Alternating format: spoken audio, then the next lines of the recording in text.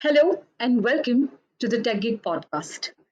I'm Sukriti Yaduvanshi, your host for the episode on Spotlight on Female Software Engineers.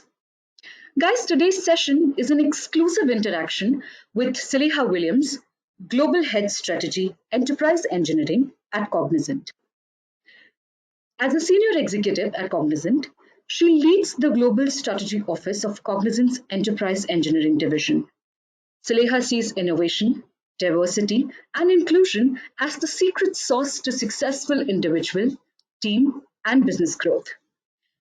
Saleha will focus the spotlight on successful females in the software engineering world and provide tips, advice, and guidance for activating, accelerating, and elevating your software career as a female in tech. Together, we will address some of the important aspects of mentorship and also understand if women's brains are wired differently. Welcome to the show, Saleha. It's an absolute pleasure to have you. Thank you for having me, Shukriti. Okay, so Saleha, without any further ado, I would like to get on to the questions. So the first one that I have for you is, there are talks about women needing mentors and role models. But what else can female software engineers do to activate or accelerate their career? Great question. So I think as you say, Shukriti, there is a lot of talk around mentors and role models. And that is absolutely key. I think having somebody you can trust and have conversations with as a mentee mentor is definitely something all people, men, women, should keep doing. But in addition to that, I think it's a question of looking at what is the support system around you. And as a female particularly, I advise all of our engineers to really look at what is that support system as well as the mentor that they go to as a one-to-one. And by that, I mean finding champions for them. So people who are going to advocate on their behalf in meetings, in projects, in scenarios and contexts where the engineer may not be physically there, but their champions are saying, hey, this lady has these skill sets or has done a really good piece of work here or has been groundbreaking in this area over here. And finding that support system of champions that can advocate for you, as well as having a mentor, I think is absolutely key. And in addition to that, it's really reaching out to other women in engineering and podcasts and groups on LinkedIn, for example, where you're connecting with like-minded female engineers, because we share often the same challenges. We're all human beings.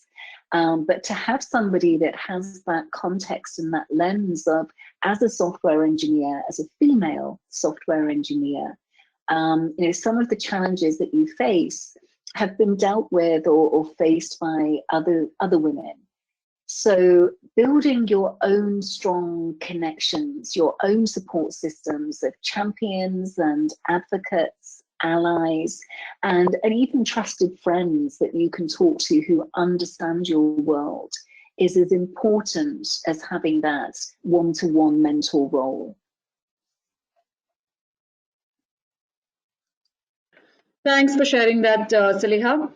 Okay, so women often don't want to take risks. What is your advice to female engineers about being less averse to risk taking in their software career?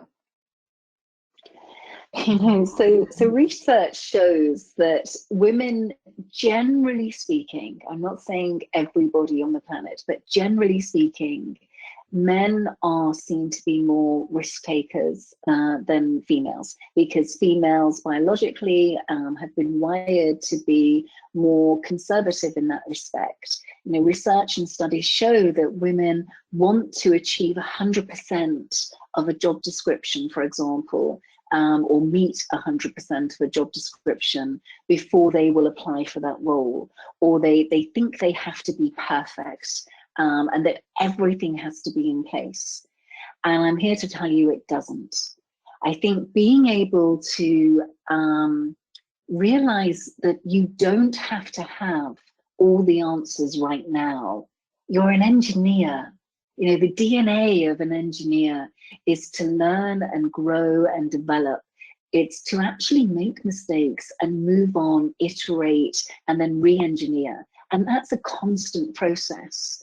So I think as women in engineering, if we can think like that in terms of not being afraid to take a risk, to make a mistake, to fail fast, but learn even faster, is really something that's going to drive your career.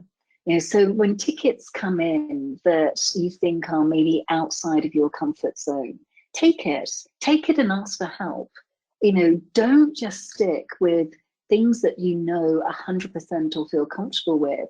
Volunteer for a leadership role or a team role that you know will stretch you, and really put yourself out there to say, hey, I'm here and I want to move forward. I want to learn.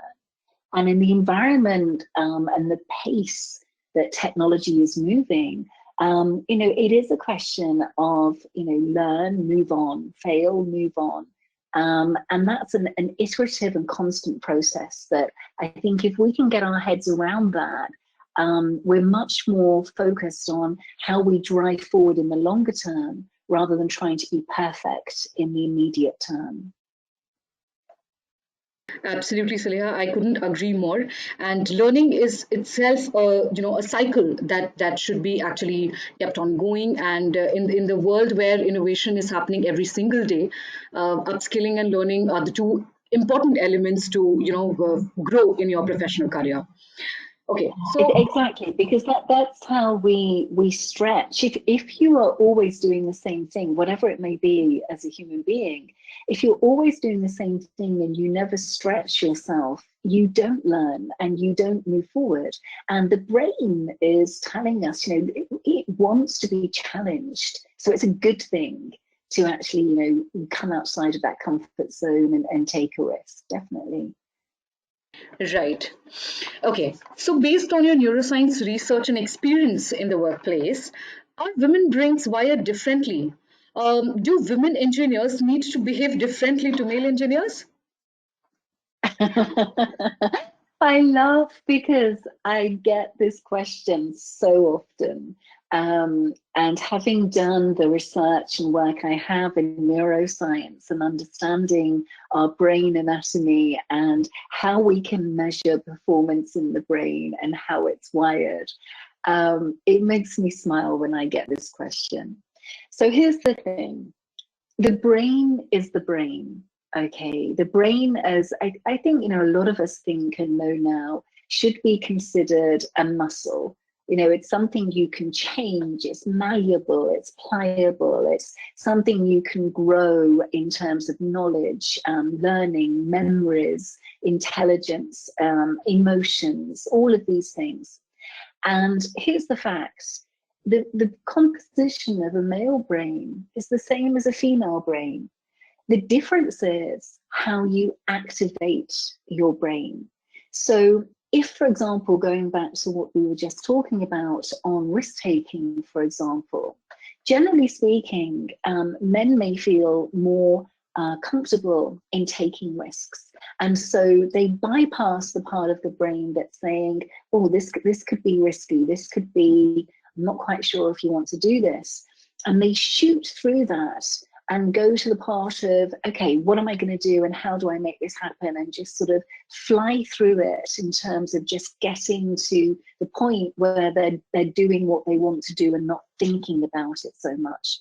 Women tend to be more, I'm going to weigh up the pros and cons. Is this the right thing to do?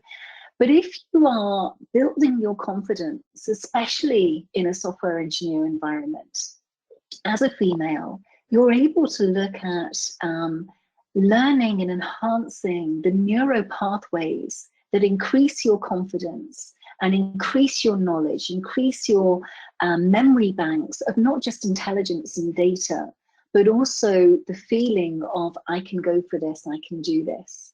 So I would say, no, they're not wired differently. all humans have the same brain. And it depends as a human being as to how we activate and how we really use that muscle. And the other thing to say is research shows us now, particularly through fMRI scanning. So this is where you see on TV and sort of medical shows, etc. Pieces that are put onto the head, little suckers that are all over the head to be able to measure brain waves. And what they're doing is measuring different parts of the brain. So if you think of the brain as not just as one muscle, but a series of muscles encased within your fabulous skull, the more you activate the different parts of your brain, then the more those are going to grow and get stronger.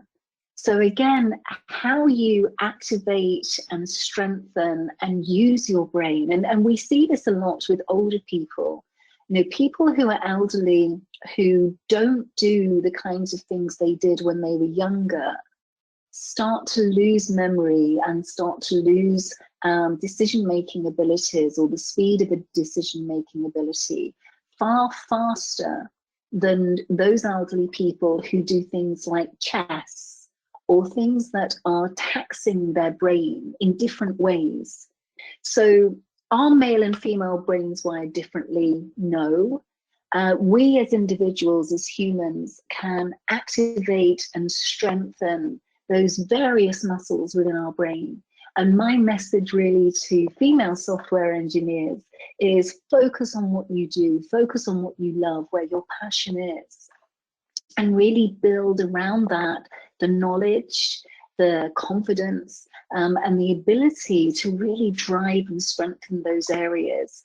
And then you're using your brain to its optimum capacity, in the same as any other human being can. I couldn't agree more on this, Saleha, and I completely agree with that point that you said, that it's a human brain and not a gender biased male or a female brain. And it completely depends on how you train it and how intelligently you use it, no matter who you are. It varies from individual to individual.